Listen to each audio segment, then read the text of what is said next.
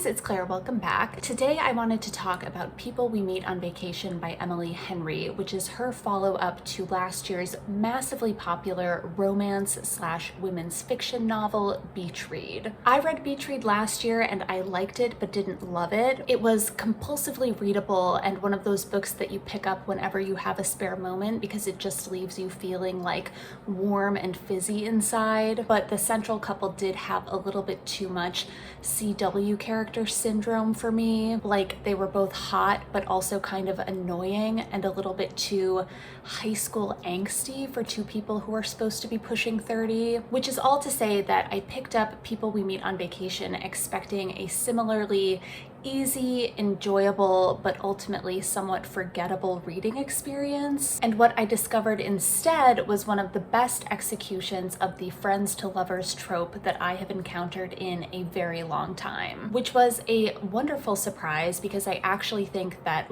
really good friends to lovers romances are actually somewhat hard to come by. And People We Meet on Vacation is a true blue, old school, When Harry Met Sally style friends to lovers arc. It follows Alex and Poppy, who have been best friends since their freshman year of college. They're both now about 30-ish, and Alex is a high school English teacher back in their hometown in Ohio, and Poppy is a travel writer and influencer blogger in New York City. But every summer for the last 10 years, they have come together for an annual friend vacation. However, when the novel opens, we discover that Alex and Poppy have not spoken in over 2 years, not since a fateful trip to Croatia where something catastrophic happened that we will learn more about as the book goes on. But now Poppy, in a kind of Hail Mary attempt to salvage their friendship, reaches out to Alex and invites him on a trip to Palm Springs in the middle of summer, and for reasons that aren't really explained, he agrees to go with her. And from there, the novel weaves together these two different timelines, the first one being the present-day disaster trip to Palm Springs, and the other one following chronologically all of the vacations that they've taken together over the last decade, all leading up to that moment in Croatia where everything fell apart. And like I said, I loved almost every minute of this book, much to my surprise, and so I wanted to make a video breaking down how exactly People We Meet on Vacation just sticks the landing on the friends to lovers trope in almost every way. And I thought that the easiest way to do that would be to look at some of the common complaints people have about this particular subgenre and some of the friends to lovers pitfalls that People We Meet on Vacation mostly manages to avoid. Although When Harry Met Sally is one of the crown jewels of the modern rom-com, I do think that the friends to lovers trope is quite hard to get right. And because of that, I do think it is sometimes the overlooked awkward middle sibling of romance tropes. Not as reliably entertaining as something like Fake Dating, but not as angsty or interesting as Enemies to Lovers. It's a trope that often plays second fiddle to more dynamic pairings, and it's often combined with another trope to make it more interesting, which is how you get things like enemies to friends to lovers or rivals to friends to lovers. And although friends to lovers done right can result in some of the best kind of love stories, it's a ship that just as often sinks, or one that too often feels forced or overly drawn out or just not particularly convincing. So to start things off, one of the most common complaints that people tend to have about the friends to lovers trope is that it's boring. And I think that's because when two characters in a romance novel have known each other for years and already like each other when the book opens, it's difficult to then create a real or convincing sense of tension or conflict or buildup. A friends to lovers arc can often feel like it's lacking in the angst or intrigue needed to carry you through 300 plus pages of a novel. And that's why I think the premise and the dual timeline structure of People We Meet on Vacation is really, really brilliant because it introduces a point of conflict from the jump, namely that Alex and Poppy haven't spoken in over 2 years, and that conflict sets up 3 compelling questions that need to be answered throughout the course of the book. The present-day Palm Springs timeline is asking, can Alex and Poppy mend their broken friendship? The past vacations timeline is building up to answer the question of what the happened in Croatia to screw the friendship up so badly. And then finally, the two timelines are working together to answer that broader, more existential romance question of how are these two people going to end up together at the end of the book. It's a really smart way of making what is otherwise a fairly straightforward friends falling in love arc feel more fraught and more narratively complex and more engaging. And because the book opens during this period of estrangement between Alex and Poppy, it raises the stakes of the story too, so that the opposite side of the will these two people fall in love coin is will these two people never speak to each other again. So there's not just something that can be gained here, there is a lot that these two characters could lose and have already lost in a sense already. And that particular tension at the heart of the book makes Alex and Poppy's whole journey feel all the more satisfying and rewarding and compelling on a narrative and emotional level. The other thing that I think is difficult about Friends to Lovers is that it has to convince you of two different things. First, that these two characters are genuinely friends, and second, that they could ultimately fall in love.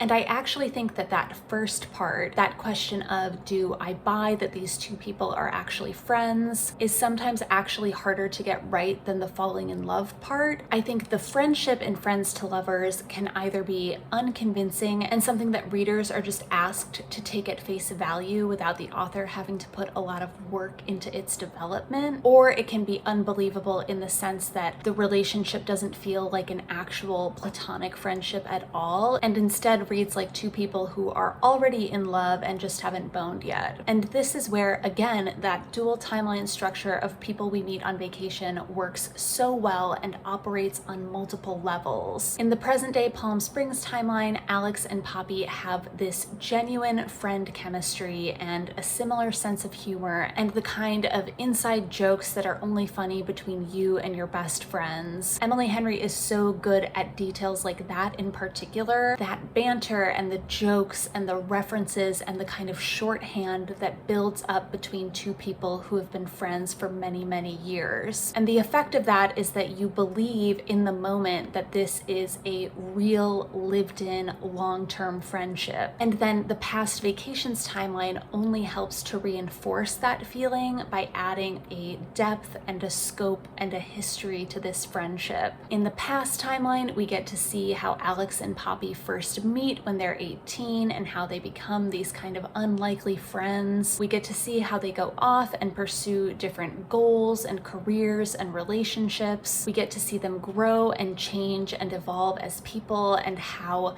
wherever they are respectively in their own lives, they always come together once a year and kind of pick up right where they left off. And all of that just rang so true and so real, particularly to post-college long-distance friendships. And even though she admits every once in a while that there's maybe sometimes 5% of their friendship where it feels like it could potentially someday tip into something more, it always feels like more of a kind of I wonder sort of thing, and never like one or both of them is secretly pining for the other one. So in terms of the friendship part of Friends to Lovers, Emily Henry knocks it out of the park in my opinion. And then in terms of the falling in love part, I was recently listening to an episode of the Fated Mates podcast, and Sarah McLean was making the point that in a good Friends to Lovers story, there needs to be a convincing moment where everything changes, a catalyst that kind of moves the relationship from friendship into romance, which I thought was a really great point. And although there isn't like an inciting incident like that in People We Meet on Vacation, I do love the way that we get to see how Poppy's feelings for Alex change and evolve slowly and subtly over time as they get older, and in a way that makes sense with how the rest of her life and hopes and dreams are also shifting and evolving. Warning, some mild spoilers ahead. It starts with them maybe dancing together in the street in New Orleans and her feeling something that she can't particularly pinpoint or identify, and then there's another moment where she wonders for a split second what it might be like to kiss him, and then years later she has this brief flash of clarity where she realizes the full extent of her feelings for him, and the way that Emily Henry describes it is really just lovely. It says, "And here it comes, the moment that keeps slipping through my fingers, like it's the game-changing detail in an instant replay I can't seem to pause or slow down. We are just looking at each other. There are no hard edges to grab hold of, no distinct markers on this moment's beginning or end, nothing to separate it from the millions just like it. But this is the moment I first think it. I am in love with you. The thought is terrifying, probably not even true, a dangerous idea to entertain. I release my hold on it, watch it slip away, but there are points in the center of my palms that burn, scorched, proof I once held it there." And that is why Emily Henry's books are so popular. That lightning bolt moment of realization for Poppy, and the kind of fleeting nature of it, and the way that she doesn't know what to do with that information yet, the momentary clarity followed by a great deal of uncertainty, that all felt so much more real and so much more compelling than the kind of I've been in love with them for years but don't want to up the friendship excuse that a lot of friends to lovers arcs fall back on. And we only get Poppy's point of view throughout the book, but from her perspective, I really do think that Emily Henry nails that progression of feelings that moves things from friendship to romance. Which does lead me to a related issue that you often encounter with the friends to lovers trope, and what is perhaps people's biggest gripe with the whole subgenre, which is that too often you spend the whole book wondering, why haven't these two people gotten together already? And like I said, I think Emily Henry does an excellent job of establishing Alex and Poppy's platonic relationship, and then the slow progression of Poppy's feelings for Alex. But I will say that gradual, decade-long evolution of their relationship also feels extra believable because Emily Henry uses logistics to her narrative advantage. Namely, that Alex and Poppy don't live in the same city, and especially when they're younger, they have very different jobs and very different life goals that keep them in those different cities and that draw them towards different kinds of people and different kinds of relationships. Alex wants to be a high school teacher and wants to get married and have kids and settle down. Poppy is much more of a globetrotter and a city girl and a free spirit who is far less certain about all that big life stuff. The long distance nature of their friendship also means that Alex and Poppy only see each other for about a week every year. They aren't a part of each other's daily lives in a way where it might otherwise become glaringly obvious that they're meant to be together, which also means that they don't really have any mutual friends hanging around to be like, wake up dummies, you're perfect for each other. And so because of all that, you can more convincingly understand how Poppy can have these flashing thoughts of, I might be in love with Alex, but then also not have it be that simple, because there are these real questions of logistics and geography and just bigger life stuff standing in the way. And where so many of the third act conflicts or arguments or misunderstandings in romance novels often boil down to frustrating and petty issues of miscommunication, when Poppy and Alex fight in this book, it hits you like a ton of bricks, because that angst is rooted in this very real, troubling existential question of, do our lives even fit together? It really felt like one of the most realistic and relatable conflicts I've encountered in a contemporary romance novel, and I loved it for that. But lastly, to counter all of this gushing I've been doing about this book, I did want to address one quibble that I have with it, and the one moment where I feel like People We Meet on Vacation does falter a bit on the friends to lovers front. So spoilers ahead. One of the more fundamental complaints that I've heard people make about the friends to lovers trope is that it inherently kind of devalues the importance of platonic relationships, and it reinforces the very heteronormative and toxic notion put forth in When Harry Met Sally, which is that men and women can't be friends because the sex part always gets in the way.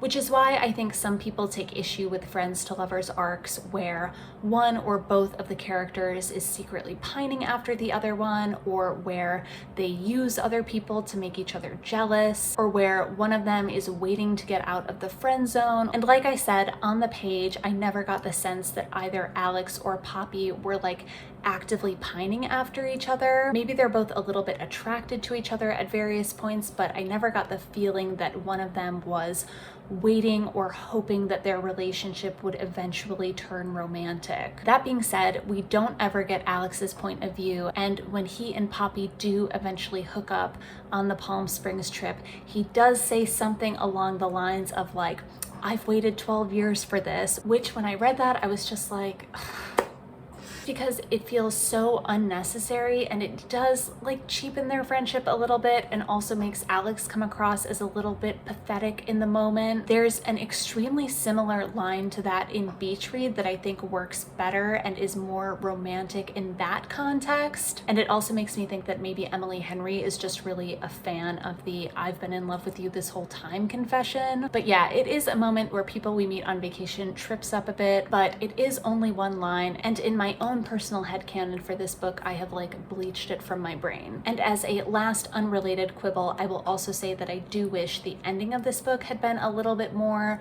dramatic or interesting. It is a very normal and mature resolution to everything, but I was just hoping that it was going to have a little bit more oomph to it. So yeah, this isn't a completely perfect book, but I still really, really loved it, and I highly recommend it, especially if you're in the mood for a really solid friends to lovers romance. Let me know in the comments down below your thoughts on the friends to lovers trope, reasons you love it or hate it, or any friends to lovers recommendations you may have. And let me know if you've read People We Meet on Vacation, what you thought, if you liked it more or less than Beach Read, and any other Emily Henry opinions you may have. For my part, I will be eagerly awaiting whatever she comes out with next. But until then, thanks so much for watching, and I'll see you next time. Bye!